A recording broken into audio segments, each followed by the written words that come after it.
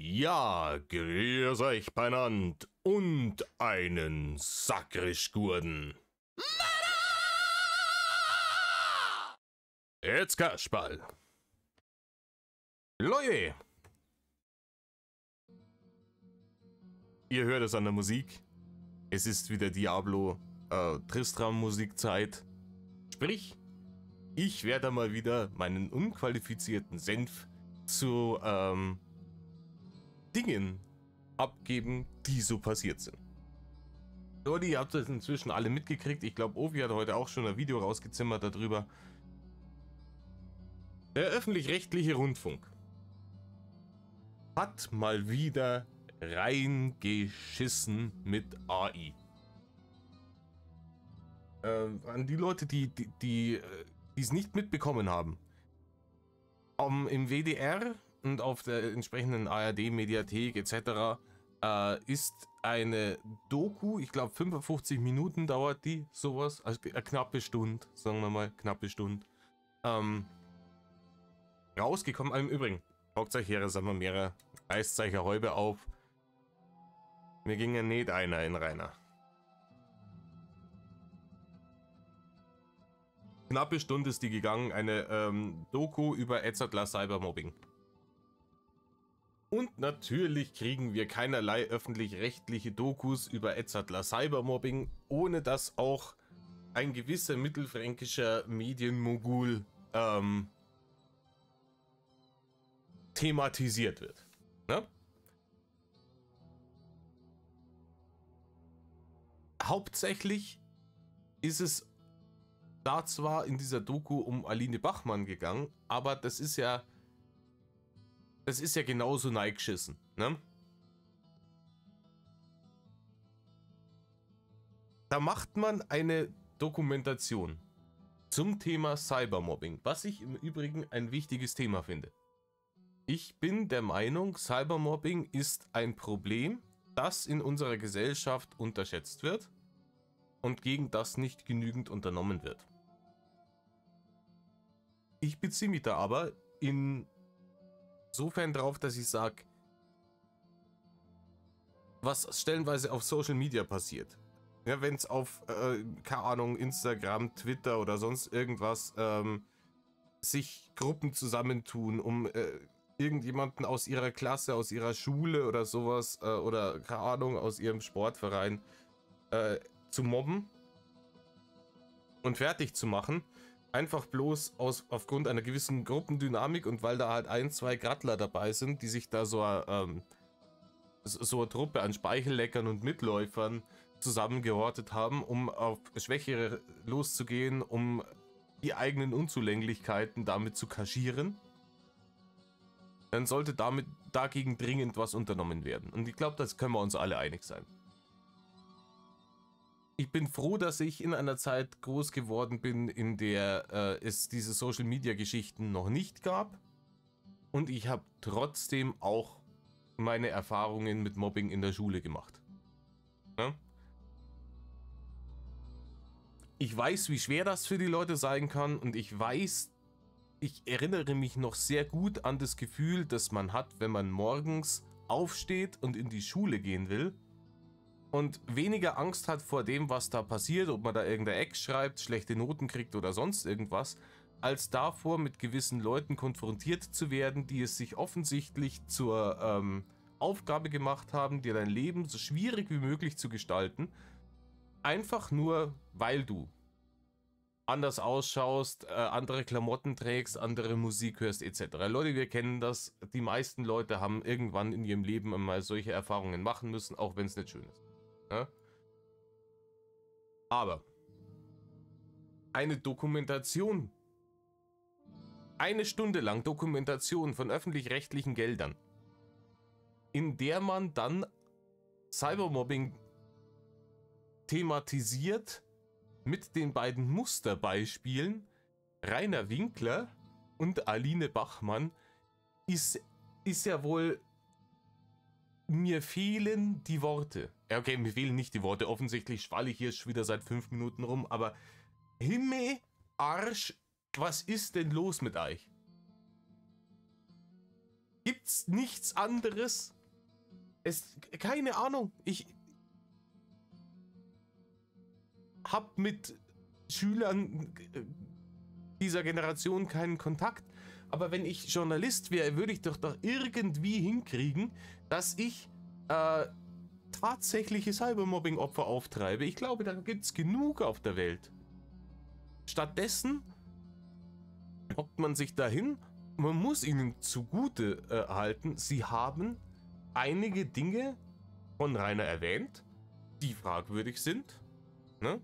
Seine fragwürdigen Handlungen, speziell auch minderjährigen weiblichen Fans gegenüber. Ihr kennt es alle und sie haben eine Sache eingeblendet, die selten in solchen Reportagen, Berichten, Artikeln und sonst was erwähnt wird, wenn es um Reini geht.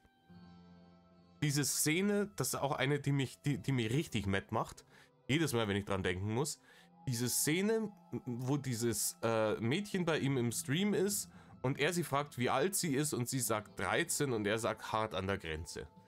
Alter, da krieg ich penisdicke Halsadern vor Hass. Und das haben die thematisiert, das haben die eingeblendet. Aber eigentlich nur, um das dann, ja, der hat jetzt hier zwar Etzertler die Scheiße gebaut, aber jetzt gehen wir mal hier die NWO und hast du nicht gesehen, im großen Stil werden zu zigtausenden im Internet die Leute rekrutiert für die Armee der Hassmob-Eskalation. Leute, bitte. Und gerade eine Aline Bachmann. Und schaut euch die ganzen Videos von Just Nero zu Aline Bachmann an. Dann brauchen wir nicht mehr darüber zu reden, ob die Frau ein Mobbing-Opfer ist. Ich weiß nicht, ob tatsächlich irgendjemand versucht hat, ihre Pferde zu vergiften. Sollte das so sein, dann ist die Person verabscheuungswürdig, jenseits von Gut und Böse.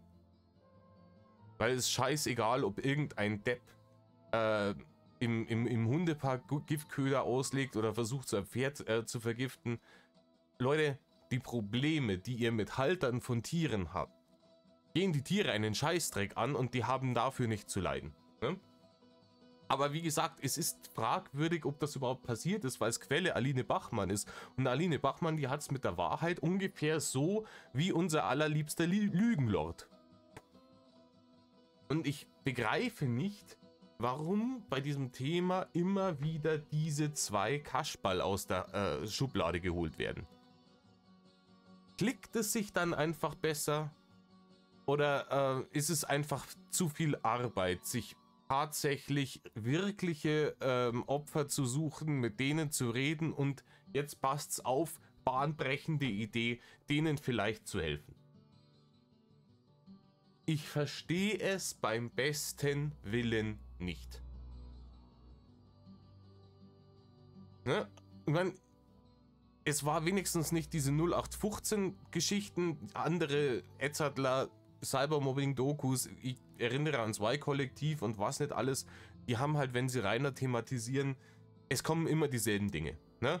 Da wird dann 20 Minuten lang schwadroniert, dann kommt Traut euch kommt zu mir, der Mittwoch und Schanzenfest, und wird ein bisschen auf die Tränendrüse gedrückt und gesagt, bei der arme dicke Bub, der wird ja bloß weil er dick und ein wenig dumm ist, wird er geärgert.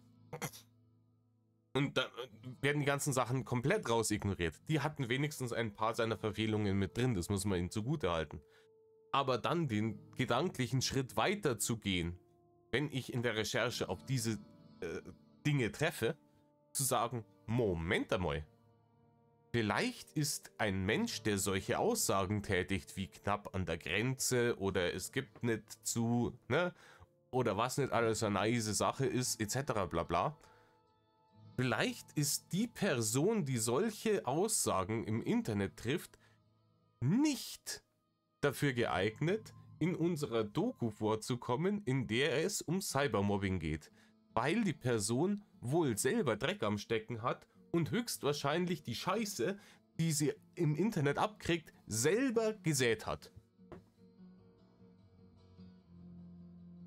und schön gedüngt und sich dann beschwert, wenn Erntezeit ist und sie sich bei ihr vor der Haustür aufstapelt. Herzlichen Glückwunsch. Und auch, wie gesagt, auch bei einer Aline Bachmann muss man nicht lange drüber nachforschen, um festzustellen, was die Frau alles gemacht hat. Die haben dann zwar gesagt, ja, von wegen hier das mit dem krebskranken Mädchen, das wäre falsch dargestellt gewesen. Ja, aber es gab doch dieses Spendenkonto. Und das Mädchen hat ja nichts davon gewusst.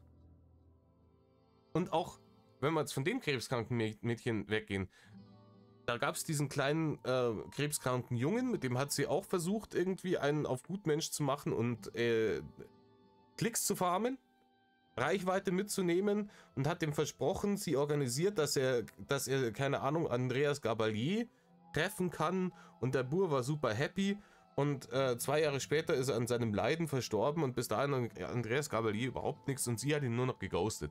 Ne? Diese Dinge sind doch passiert. Ne? Es gibt immer übertriebene Aktionen. Ja? Wenn irgendwelche Leute zu swatten anfangen, aber es ist halt auch in so einer Hater-Community, auch wie bei uns, ist es ja so, wir kennen dieses Beispiel aus dem einen Bericht mit dem Fußballstadion. Ey, du hast bei jedem Fußballspiel, wenn du ein Stadion hast, sind das 70.000 Leute reinpassen. Natürlich sind da ein paar Hampelmänner dabei, die dann wieder der Meinung sind, dass sie dann da irgendwelche Bengalos zünden müssen, etc. etc. Aber der Großteil schaut sich das scheiß Spiel an. Und natürlich gehen Dinge zu weit, wie gesagt, Swatting, wenn tatsächlich irgendwelche Viecher vergiftet werden oder sowas. Aber das sind die großen Ausnahmen.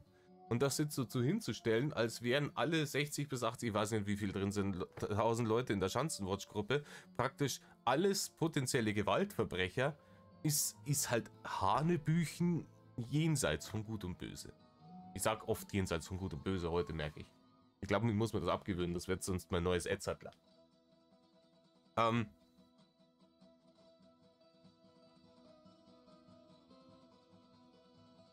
Ich bin einfach der Meinung, gerade ein Rainer Winkler und eine Aline Bachmann sind einfach nicht dafür geeignet, als Galionsfiguren im Kampf gegen Internetmobbing herzuhalten. Das ist vollkommen lächerlich. Es ist vollkommen lächerlich. Und es madet mich massiv an, dass öffentlich-rechtliche Gelder benutzt werden, um so eine Scheiße zu finanzieren. Wie gesagt, es gab positive Aspekte in dieser Doku, da brauche ich auch gar nicht reden.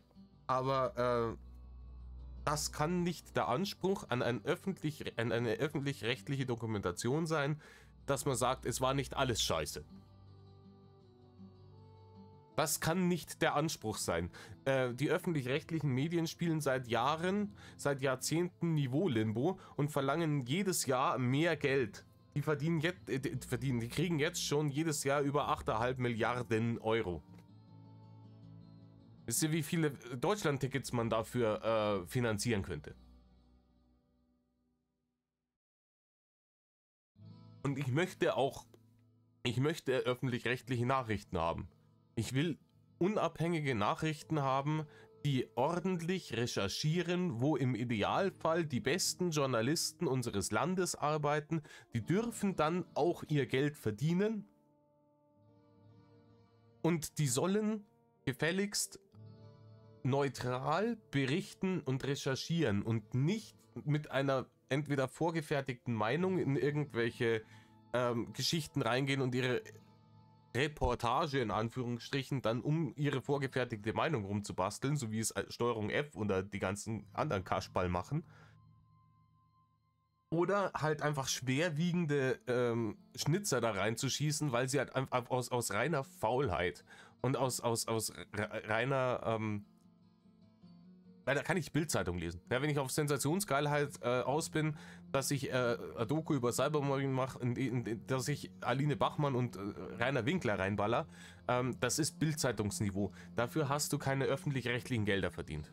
Und ich hätte auch gerne, dass dann die Leute, die in öffentlich-rechtlichen Medienanstalten was zu melden haben, zu Hause in der Schublade von keiner Partei ein Parteibuch liegen haben, sondern dass die tatsächlich so neutral und objektiv wie möglich sind, damit ich neutrale und objektive Berichterstattung bekomme, für die ich ja bezahle, um mir dann tatsächlich daraus eine Meinung bilden zu können unter Benutzung dessen, was sich zwischen meinen Ohren befindet.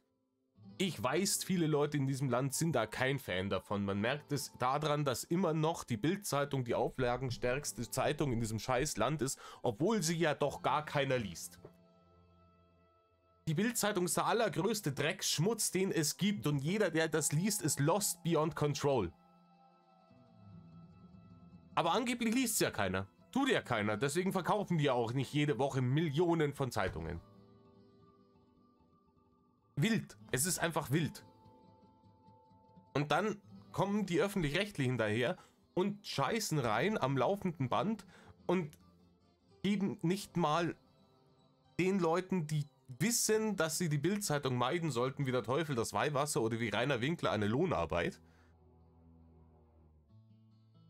geben diesen Leuten nicht einmal eine Alternative für ihre hart erarbeiteten Barne, die sie jeden Monat, ob sie wollen oder nicht, an die GZ abdrücken müssen.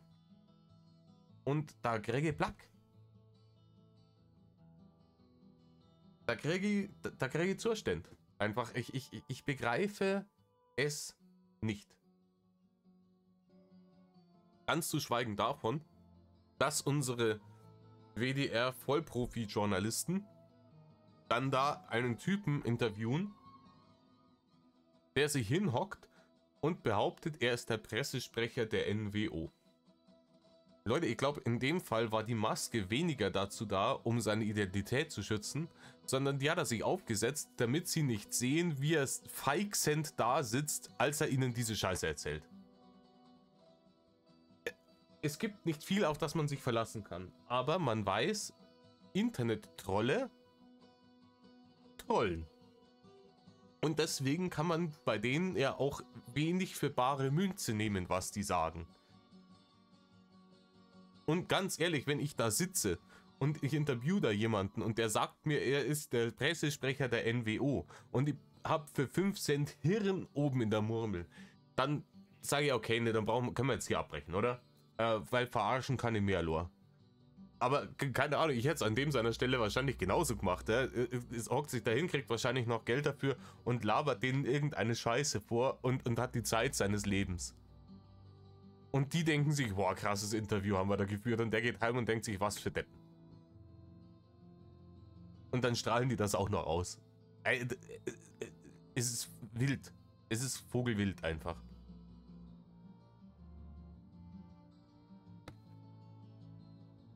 In diesem Sinne, Leute. Ich werde jetzt noch was reacten. Und vielleicht das Wochenende noch ein wenig was vorproduzieren, damit für nächste Woche, wenn ich auf dem Summer Breeze bin, was online kommt. Leute, ich hoffe, ich sehe vielleicht Leute von euch auf dem Summer Breeze. Ich habe es auf dem Rockhards versucht. Da ist nichts passiert. Aber ich glaube, auf dem Summer Breeze sind mehr von euch. Ich werde an einem Tag, ich sage euch nicht an welchem, rumlaufen. Ich habe ein selbst gedrucktes T-Shirt. Ein selbstgedrucktes Ramlord-T-Shirt, auf dem vorne in roten Lettern auf schwarzem Grund "Ich hasse Winkler" steht. Und der Erste, der mich anlabert und vielleicht einen meiner Catchphrases raushaut, kriegt er Bier von mir ausgegeben. Ist das ein Deal? Ich glaube, das ist eine Idee. In diesem Sinne, meine Freunde, ich wünsche euch ein wunderschönes Wochenende. Ich weiß nicht, wie es bei euch ausschauen soll, aber bei uns in Bayern ist bombastisches Wetter angesagt für dieses Wochenende. Und ich glaube, ich werde hier im Garten verschönern. Jede Menge. Und grillen und dergleichen. Und ich hoffe, ihr habt auch eine schöne Zeit. Geht's an den See, genießt das schöne Wetter und hockt's nicht in der ostdeutschen Provinz in irgendeiner komischen Butze drin, die von politisch fragwürdigen Menschen geführt wird, und ärgert euch darüber, dass euch gerade irgendwie noch der selbst auferlegte Internet-Maulkorb zwickt. Ne? In diesem Sinne, zum 5. Mal. Metal, Leute. Und Metal auf.